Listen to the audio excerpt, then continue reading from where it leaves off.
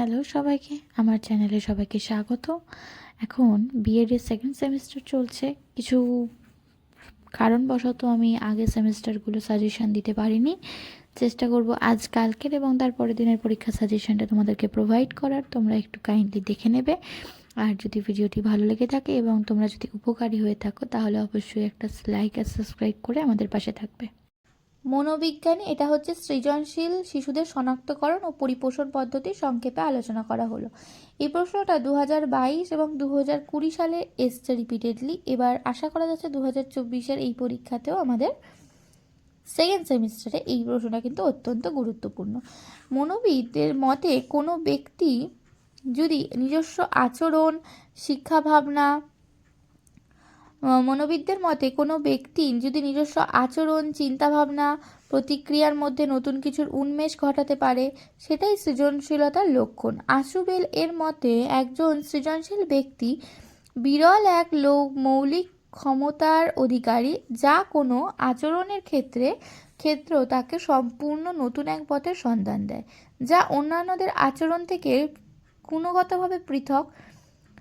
তবে মনোবিদ গিলফোর্ড একে অপসারী চিন্তন বলে উল্লেখ করেছেন। সৃজনশীলতাকে বিশ্লেষণ করলে 4টি উপাদান লক্ষ্য করা যায়। সেগুলো হচ্ছে সাবলীলতা। সাবলীলতার মধ্যে পড়ছে দ্রুত চিন্তা করার ক্ষমতা, সৃজনশীলতার অন্যতম উপাদান। সৃজনশীল ব্যক্তি দ্রুত স্থান, কাল ও অনুসারে নিজস্ব চিন্তন ক্ষমতাকে প্রকাশ করতে পারে। নমনীয়তা, সৃজনশীল ব্যক্তি নিজস্ব চিন্তা ভাবনাকে সহজেই পরিবর্তন করতে পারে, পূর্বে গৃহীত যে কোনো ধারণাকে সহজেই পরিত্যাগ করতে পারে এবং নতুন ধারণাকে সহজেই গ্রহণ করতে পারে। মৌলিকতা, সৃজনশীল ব্যক্তির কর্মধারায় তার নিজস্ব চিন্তাভাবনা লক্ষ্য করা যায়। সৃজনশীল শিশুর আচরণে নতুনত্ব ও অভিনবত্ব সবসময় প্রকাশ পায়। সম্প্রসারণ ক্ষমতা, সৃজনশীলতার অন্যতম বৈশিষ্ট্য হল সম্প্রসারণ ক্ষমতা। সৃজনশীল ব্যক্তি খুব সাধারণ বিষয়কে গভীরভাবে ব্যাখ্যা করতে পারে। ঠিক এই রকমভাবেই মতামত ও উত্তরদানের স্বাধীনতা প্রদান, প্রশংসা ও উৎসাহিত করা, প্রকৃত পরিবর্তনশীল চিন্তা ভাবনায় প্রেরণা দান, সংকোচ এবং ভয় ও দূরীকরণ, সৃজনশীলতার আদর্শ পরিবেশ রচনা, সুস্থ অভ্যাস গড়ে তোলা, সৃজনশীল চিন্তনের বাধা দূর করা, পাঠ্যক্রমের উপযুক্ত বিন্যাস, মানব সম্পদের উপযুক্ত ব্যবহার, মূল্যায়নের ব্যবহার পরিবর্তন, বিশেষ কিছু কৌশলের প্রয়োগ, উদাহরণ সহযোগে পাঠদান। এইভাবে শিক্ষার্থীদের সৃজন ক্ষমতা বিকাশের সহায়তার পয়েন্টগুলো আলোচনা করতে হবে বিস্তৃতভাবে। ঠিক আছে? এই চ্যাপ্টারটি থেকে এই কোশ্চেনটাও খুব ইম্পর্টেন্ট। শ্রেণীকক্ষে সাধারণত যে বিভিন্ন ধরনের সমস্যা দেখতে পাওয়া যায় সেগুলো উল্লেখ করো, বা প্রশ্নটা অনেক সময় এইভাবেও আসতে পারে, একটি শ্রেণীতে কি কি ধরনের সমস্যাপূর্ণ শিক্ষার্থী দেখতে পাওয়া যেতে পারে, what are the type of problem learners found in classroom, বা সমস্যামূলক শিক্ষার্থীর শ্রেণীগুলো উল্লেখ করো। এই যে এখানে একখানা রেখাচিত্র দেওয়া হয়েছে, এখানে যে আইকিউ দেওয়া আছে, আইকিউটা এইখানটা হচ্ছে স্বাভাবিক। এখানে 60% মানুষের এটা স্বাভাবিক, তাকে একটা অন্যরকম প্যাটার্ন দিয়ে বোঝানো হয়েছে। তার এদিকে হচ্ছে সমস্যামূলক শিক্ষার্থী, আবার এদিকেও হচ্ছে সমস্যামূলক শিক্ষার্থীর মধ্যে পড়ছে। এদিকে সমস্যামূলক শিক্ষার্থীর মধ্যে যারা পড়ছে, এই জায়গাটা যাদের পড়ছে, এই জায়গাটা হচ্ছে একদম জড়বুদ্ধি, 1% এরকম স্টুডেন্ট আছে। তার মধ্যে থেকে 5% আবার এরকম স্টুডেন্ট আছে যাদের বোধহীন, আবার স্বল্প বুদ্ধি সম্পন্ন 14% স্টুডেন্ট আছে। ঠিক এইভাবেই এইদিকে সমস্যামূলক শিক্ষার্থীর মধ্যে চলে আসছে। দেখো এই জায়গায় যে প্যাটার্নটা আছে, এটা হচ্ছে বুদ্ধিমান, এরাও 14% মতো আছে। এখানটা অত্যন্ত বুদ্ধিমান 5% আছে, আর একটা প্রতিভাবান, অনেক খুঁজলে একটা প্রতিভাবান পাওয়া যায়, এরকম রেখাচিত্রটা বোঝানো হয়েছে। এবার এখানে দেখো সমস্যামূলক শিক্ষার্থীকে ভাগ করে নেওয়া হয়েছে। এই যে শ্রেণীবিভাগটা খুব ইম্পর্ট্যান্ট একটা জিনিস, এই শ্রেণীবিভাগটা ভালো করে দেখে যাবে। সমস্যামূলক শিক্ষার্থীকে প্রধানত 3টে ভাগে ভাগ করা হয়েছে: প্রজ্ঞাজনিত, গঠনগত বা সঞ্চালনমূলক, আর অনুভবমূলক।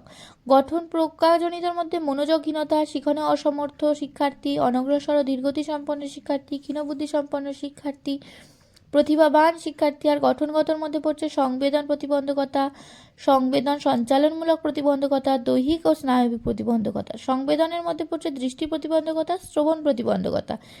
অনুভবের মধ্যে পড়ছে প্রাবন্ধিক প্রতিবন্ধকতা, সামাজিক প্রতিবন্ধকতা, অটিজম। ঠিক আছে, এই জায়গাটা একটু ভালো করে দেখতে হবে। এছাড়াও দুটো শর্ট কোয়েশ্চেন এখানে খুব ইম্পর্টেন্ট। ডিসলেক্সিয়াটা কি? এটা হচ্ছে বিশেষ ধরনের একটা অক্ষমতা যেখানে যোগাযোগ প্রক্রিয়ার সঙ্গে যুক্ত বিভিন্ন বিষয় যেমন পড়া বা বানান করার ক্ষেত্রে এই ধরনের অক্ষমতাটা লক্ষ্য করা যায়। অর্থাৎ পঠন ও ভাষাগত শিখন প্রতিবন্ধকতাকেই ডিসলেক্সিয়া বলা হয়। প্রাথমিক স্তরে 2 থেকে 8% শিশুর মধ্যে এই অক্ষমতা দেখা যায়। এই জায়গাটা একটু ভালো করে পড়ে নেবে। ডিসলেক্সিয়াটা কিন্তু খুব ইম্পর্টেন্ট, 2022-20 এসছে, এই বছরও আসতে পারে সম্ভাব্য। এছাড়াও দেখো এই যে যেটা হচ্ছে জীবনশৈলী প্রশিক্ষণের দুটি প্রয়োজনীয়তা। কি কি প্রয়োজনীয়তা? সমস্যামূলক শিক্ষার্থীদের প্রাত্যহিক শ্রেণী প্রশিক্ষণের সমন্বিতকরণ, স্বাভাবিককরণ এর সঙ্গতি বিধান, স্বাভাবিককরণের সঙ্গতি বিধান, এর জন্য দক্ষতামূলক প্রশিক্ষণ, তাকে জীবনশৈলী প্রশিক্ষণ বলা হয়। দেখো এবার বলছে যে এটি শিশু ও কিশোর শিক্ষার্থীদের স্বাস্থ্যগত উন্নয়নে অগ্রণী ভূমিকা পালন করে। পরিবর্তিত সামাজিক পরিস্থিতির জন্য শিক্ষার্থীদের সচেতনতা ও সৃজনাত্মকভাবে প্রস্তুত করে তোলে। এছাড়া এখানে আরেকটা প্রশ্ন আছে যেটা শিক্ষা বিষয়ক অভিজ্ঞতা ও মনোবৈজ্ঞানিক অভিজ্ঞতার মধ্যে পার্থক্য। শিক্ষা বিষয়ক অভিজ্ঞতা ও মনোবৈজ্ঞানিক অভিজ্ঞতার মধ্যে পার্থক্যগুলি হলো, শিক্ষা বিষয়ক অভিজ্ঞতার সাহায্যে শিক্ষার্থীদের দৈনন্দিন শ্রেণীভিত্তিক পারদর্শিতার পরিমাপ করা যায়। আর হচ্ছে যে পারদর্শিতার ফলাফল থেকে পিছিয়ে পড়া, অনগ্রসর বা পশ্চাৎপদ শিক্ষার্থীদের চিহ্নিত করা যায়। এই পদ্ধতিতে প্রধানত প্রজ্ঞাজনিত সমস্যামূলক শিক্ষার্থীদের শনাক্ত করা যায়। অন্যদিকে মনোবৈজ্ঞানিক অভিজ্ঞতার সাহায্যে প্রজ্ঞাজনিত সমস্যামূলক শিক্ষার্থীদের, বিশেষ করে প্রতিভাবান এবং ক্ষীণবুদ্ধিসম্পন্ন শিক্ষার্থীদের চিহ্নিত করা হয়। এরপর চলে আসছে অন্য একটা চ্যাপ্টারে। এখানে দেখো পারদর্শিতার অভিজ্ঞতা গঠনের বর্ণনার ধাপ, মানে হচ্ছে পারদর্শিতার অভিজ্ঞতা নির্মাণের জন্য প্রয়োজনীয় যে ধাপগুলো আছে। এই প্রশ্নটা আবার আদর্শায়িত অভিজ্ঞতা প্রস্তুতির বিভিন্ন ধাপ সংক্ষেপে বর্ণনা করো। এটা কিন্তু ভেরি ভেরি ইম্পর্টেন্ট একটা কোয়েশ্চেন, এটা কিন্তু আসতে পারে। এর মধ্যে দেখো কিছু ধাপ বর্ণনা করা আছে, যেমন প্রথম ধাপ আছে অভিজ্ঞতার উদ্দেশ্যে নির্ধারণ, দ্বিতীয় ধাপ হচ্ছে অভিজ্ঞতার বিষয় নির্বাচন, তৃতীয় ধাপে কিছু নকশা আছে, দেখো সারণী দেওয়া আছে, এই 2 নম্বর সারণী। এছাড়াও আর একটা 3 নম্বর সারণী দেওয়া আছে, এই যে 3 নম্বর সারণী, যেটা উপএকক অনুযায়ী নম্বর বিভাজন। এছাড়াও চতুর্থ ধাপে বলা আছে যে অভিজ্ঞতাপত্রে ব্লু প্রিন্ট বা নির্দিষ্টকরণের তালিকা। পঞ্চম ধাপ, ষষ্ঠ ধাপ, এইভাবে কিন্তু করতে হবে। ঠিক আছে, এখানে সপ্তম ধাপ পর্যন্ত আছে। সপ্তম ধাপ পর্যন্ত একটু ভালো করে দেখে নেবে, একবার করে দেখে নিলে কিন্তু এগুলো লেখা যাবে। ঠিক আছে, এরপর আর একটা প্রশ্নপত্র চলে আসছি। আত্মবিবৃতিমূলক পদ্ধতি কিভাবে মূল্যায়ন পদ্ধতিকে সাহায্য করে, মানে how does self reporting technique help in evaluation process of learners. এই প্রশ্নের উত্তরটাও একটু ভালো করে দেখে যাবে সবাই, এটাও কিন্তু ইম্পর্টেন্ট। এছাড়া এই যে আছে নির্ণায়ক অভিক্ষার দুটি প্রয়োজনীয় উল্লেখ করুন, মানে state 2 needs of diagnostic test. এর মধ্যে দুটো অপশান আমরা পেয়ে যাচ্ছি এখানে। পারদর্শিতার ক্ষেত্র নির্ণয়, এটাকে ভালো করে বিস্তৃতভাবে লিখলেই হবে। আর একটা হচ্ছে জ্ঞানমূলক ক্ষেত্র সম্পর্কে জানা, এটাকেও বিস্তৃত করে লিখলেই হয়ে যাবে। একটুখানি ছোট ছোট করে 2 মার্কসের জন্য লিখবে, বেশি করে বড় করে নয়। মনোভাবের অভিক্ষা কি? অ্যাটিটিউড শব্দটির আবিধানিক অর্থ হলো way of thinking or behaviour, অর্থাৎ কোনো বস্তু, ব্যক্তি, রীতি বা ধারণার প্রতি ব্যক্তির আচরণের যে মানসিক প্রতিফলন, তাকেই বলা হচ্ছে মনোভাবের অভিক্ষা। ঠিক আছে, মনোভাব। এবার মনোভাবের অভিক্ষা টেস্ট, এই ধরনের প্রশ্নগুলো কিন্তু খুব আসতে পারে। এর মধ্যে দেখো দুটো পয়েন্ট দিয়ে দিয়েছে। এই অভিক্ষার মাধ্যমে নির্দিষ্ট ব্যক্তি, বস্তু বা ধারণা সম্পর্কে অভিক্ষার্থীর দৃষ্টিভঙ্গি সুস্পষ্ট হয়ে ওঠে। এই ধরনের অভিক্ষার মনোভাবকে পরিমাণগতভাবে পরিমাপ করা হয় এবং স্কোর হিসাবে সাংখ্য মান প্রদানের ব্যবস্থা। বড় প্রশ্নের মধ্যে এই একটি অভিক্ষার যথার্থতা সংক্ষেপে বর্ণনা করুন। প্রথমে ভ্যালিড, অভিক্ষা অর্থের ইংরাজি অর্থ কি?